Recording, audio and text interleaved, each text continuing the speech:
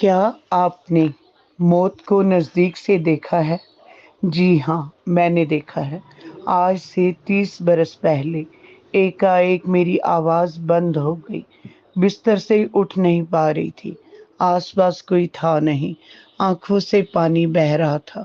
उम्र होगी 25 बरस। मैं हाथ बढ़ाकर दूसरे कमरे की तरफ मदद के लिए चिल्लाने की कोशिश कर रही थी, मगर मुँह से कोई आवाज़ नहीं निकली। ना ही किसी को बुला सकती थी, ना ही अपनी तकलीफ़ के बारे में कुछ बता सकती थी। थोड़ी देर पहले मैं बिल्कुल ठीक थी। इस स्थिति में मैं शायद 1 मिनट के लिए रही होंगी, मगर इस 1 मिनट में मैंने मौत को अपने बहुत करीब देखा। ऐसे लग रहा था बचूँगी नहीं, जैसे दम घुट रहा हो। उस घटना ने मुझे अंदर तक डरा दिया था। 1 हफ्ता पहले मैं अपनी सिस्टर के साथ एक होलसेल मॉल में गई।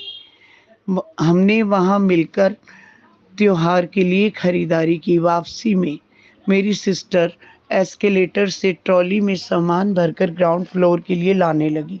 उसने कहा हेल्पर को बुलाते हैं। मैंने मना कर दिया और कहा हम संभाल लेंगे। कहकर मैं एस्केलेटर की तरफ बढ़ गई।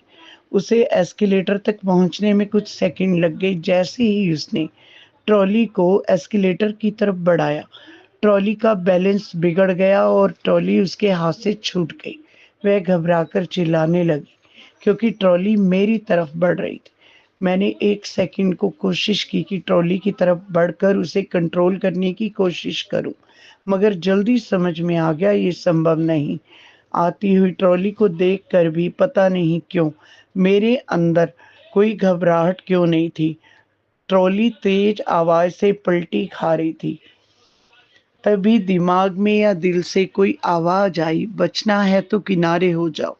जल्दी से मैं एक किनारे हो गई।